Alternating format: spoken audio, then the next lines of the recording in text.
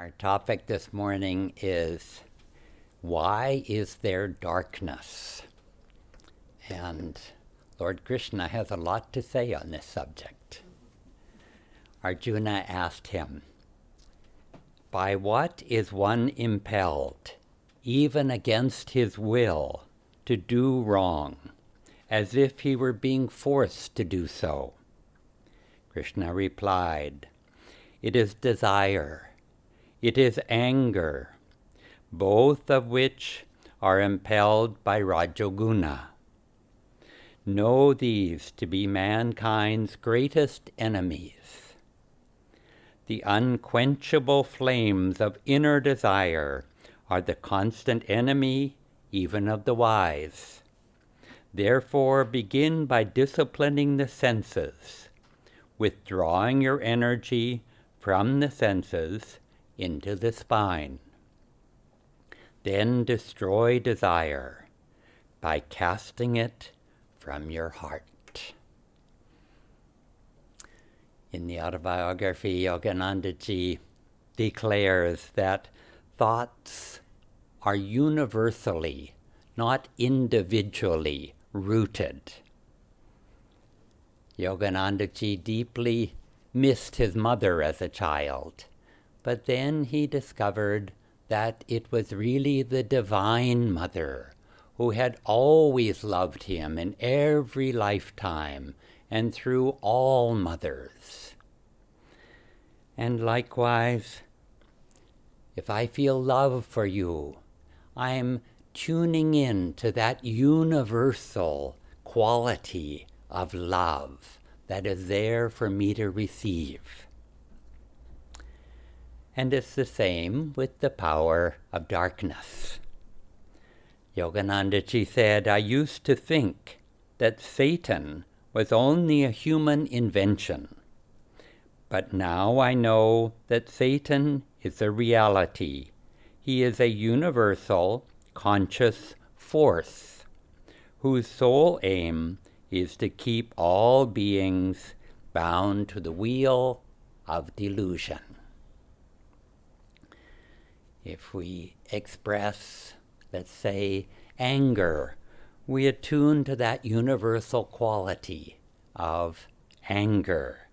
And that conscious aspect of nature reinforces the anger within us, and it makes it even harder to overcome that habit. I knew a woman who worked with prisoners, and some of the prisoners told her that they had committed a terrible crime and they don't remember actually doing it. It's like they came to a point where some dark force led them, and then the next thing they remembered, they realized the terrible thing they had done afterwards.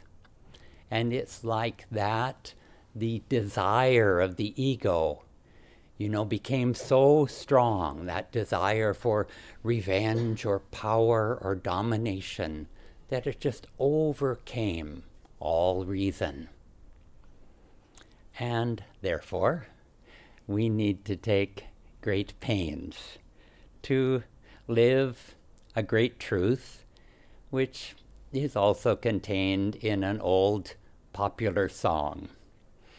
And the song goes, you've got to accentuate the positive, eliminate the negative, and don't mess with Mr. In-Between. No. Don't mess with Mr. In-Between. There are a few dance steps, but I won't.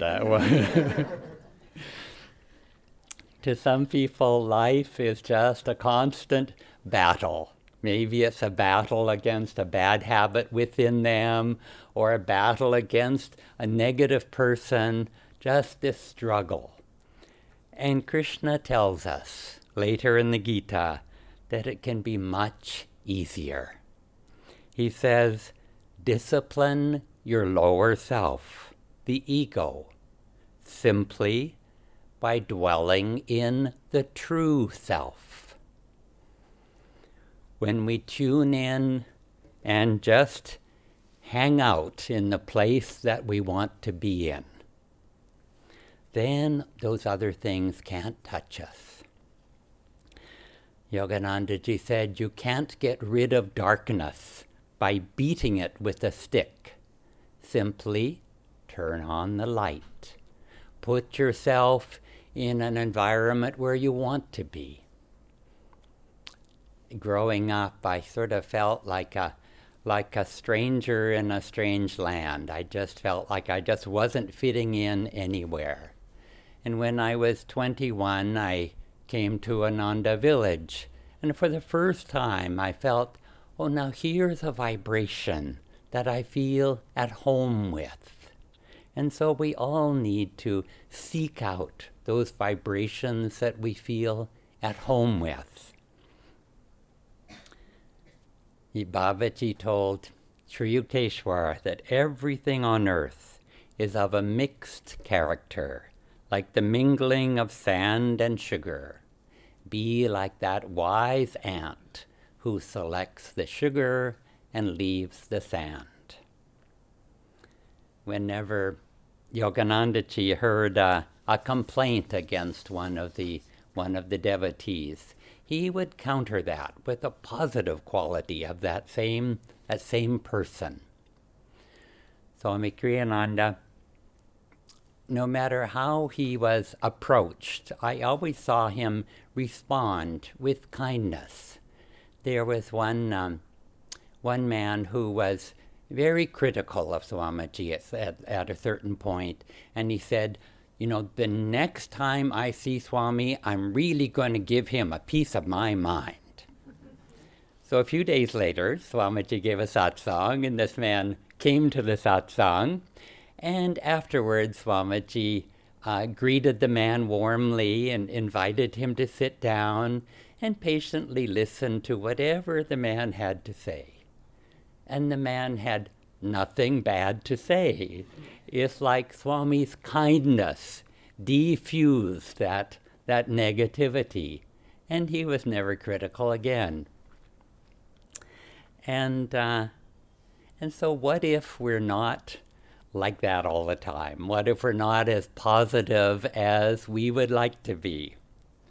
Then we can affirm that goal with great concentration. Act as if you have that virtue already. At the point that you're feeling sleepiest in the afternoon, that's the moment to stand up and march in place and shout, I am awake and ready. Shakespeare said, assume a virtue if you do not have it.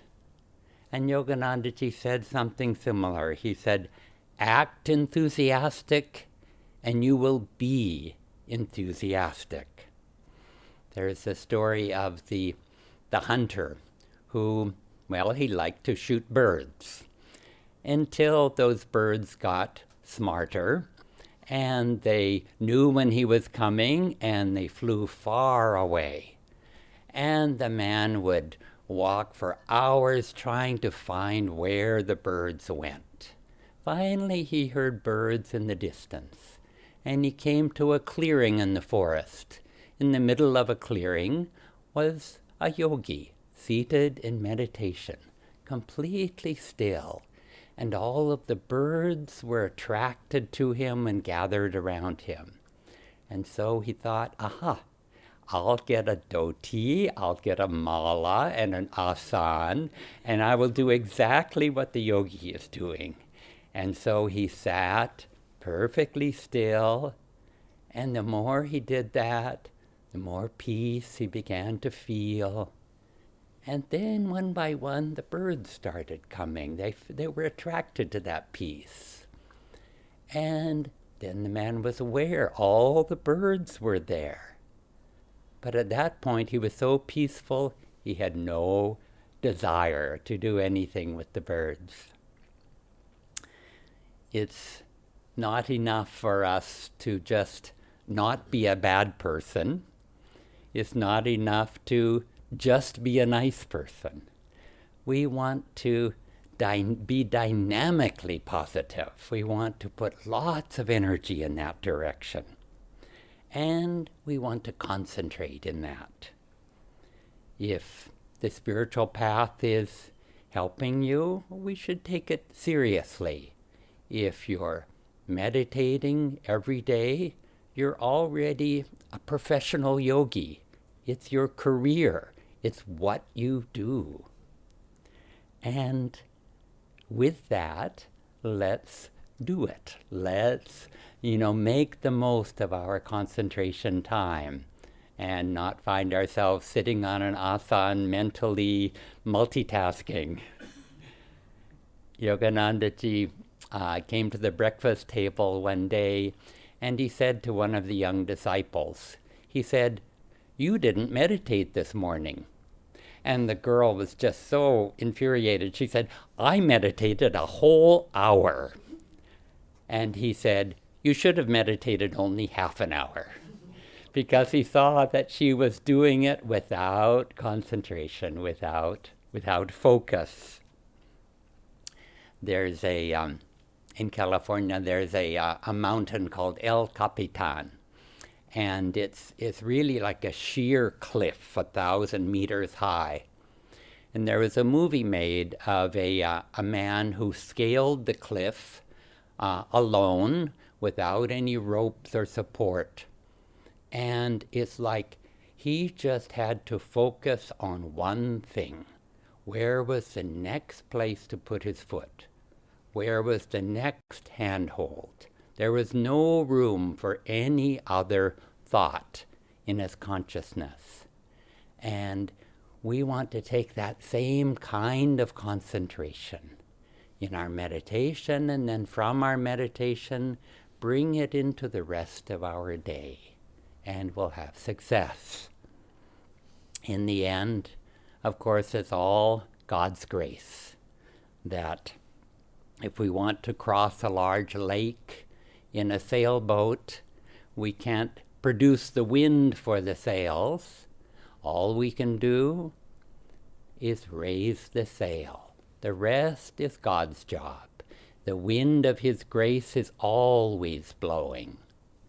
And in this way, we will open our hearts as our preparation, our lifting the sails. And God will fill us with His grace. Thank you. Yogananda ji said, this world is like a cosmic motion picture. For us to be able to see what is going on, we need both light and shadow. And also in terms of the story, to make the story interesting, we always need a villain, not just the heroes. And it is that contrast between goodness and evil, or light and darkness, that makes us realize and appreciate that goodness, suffering, or shadow, or darkness, whatever we call it, is not a reality. It's just that one part of the play. God created it so that we learn our lessons and go back to Him quickly. And yet, knowing that, still, Master said, he asked God, why? Why there is so much evil and darkness? And God answered, smiling, that, well, this is how it is, and this is how it is to be. But you don't have to continue to suffer. I have given every one of you the free will to choose good instead of evil.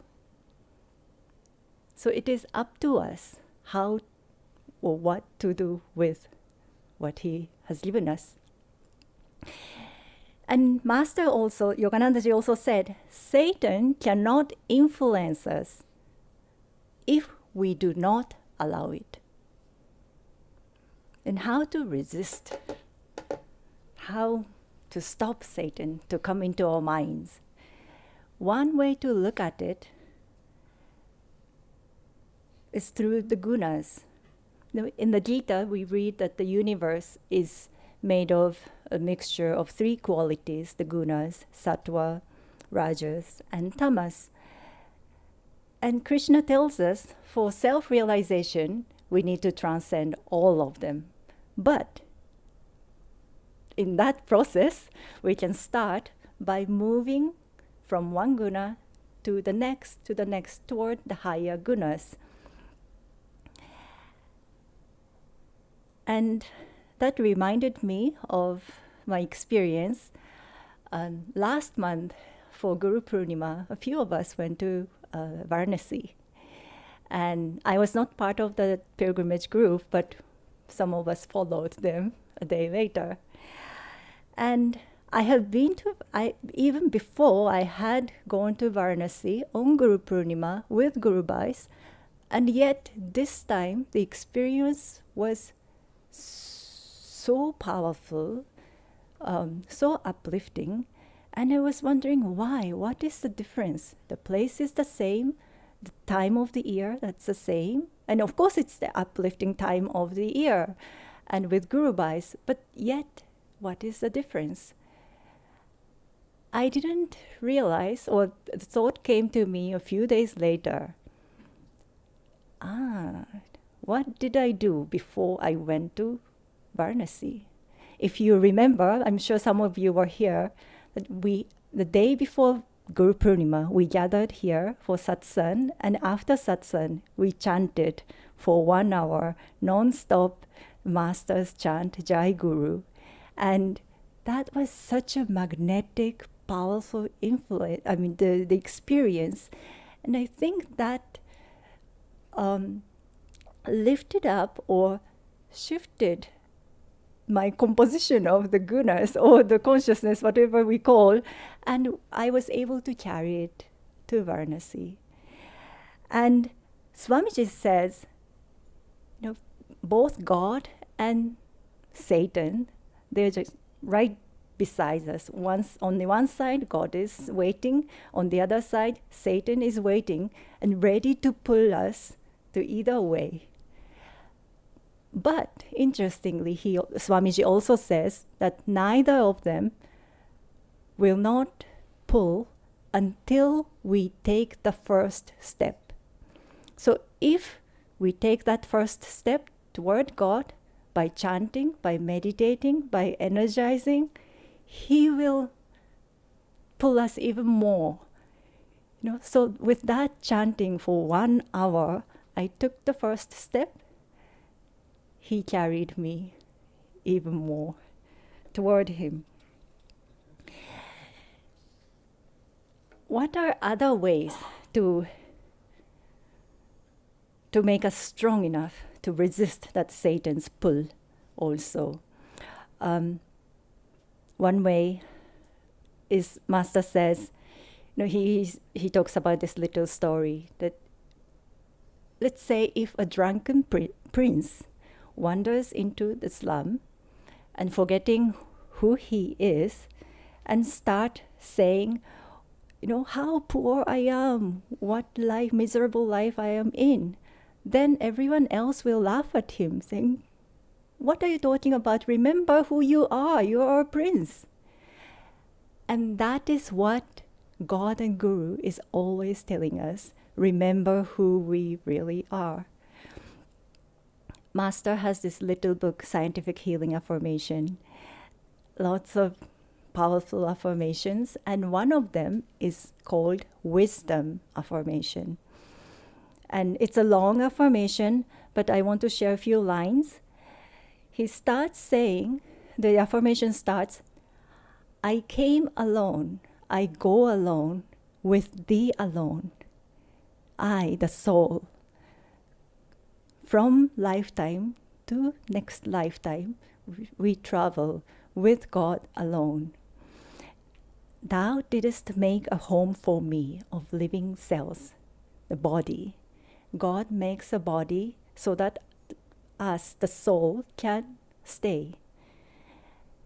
And it goes, I am thy child, thou art my father, we both dwell in this temple of cells. So God is in this body right now already with us. And it goes, together thy light and darkness cannot stay. Together wisdom, ignorance cannot stay. That means here, darkness or ignorance cannot be because God is here. In Raja Yoga, we talk about Jnana Yoga, wisdom, yoga of wisdom, and we say, it's not about, reading many scriptures or gaining more and more knowledge. It's more about how deeply you grasp the central truth.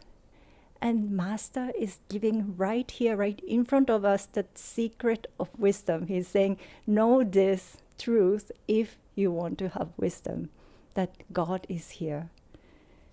And we can also see, not only within ourselves, but in everyone, the presence of God.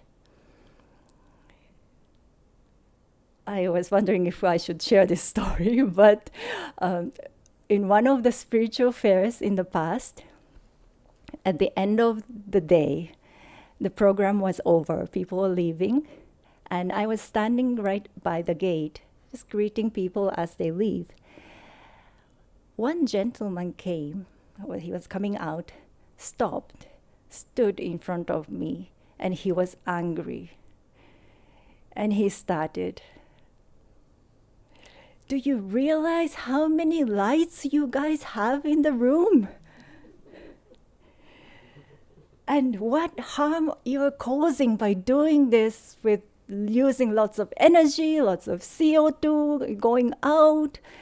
And I was wondering what to say to him. And my rational mind immediately started thinking that, no. This is all like brand new LED lights. And they are actually very energy conserving. And but then I knew that this argument wouldn't help him. He will get angry even more probably. So I continued to listen to him, looking at his face, looking into his eyes, and I saw lots of pain in his eyes. Why? Why he has so much pain? And that is because I realized that he underneath or behind that pain, there's love. He loves the planet. He loves the humanity. He cares about the next generation. That's why he's in so much pain and worried about the future. And once that thought came to my mind, that, he's also a brother. He's also God's child. And Master says, God told Master, and through him to all of us, God said, I made you in my image. You ought to behave like me. If God is love, God is joy, forgiveness, kindness, we have to behave like him. So we may see darkness on the surface, but let's try to see through, beyond, and see that light, see that love, goodness, the absolute goodness beyond the relativity, because God is in everyone, every one of us, and in everywhere.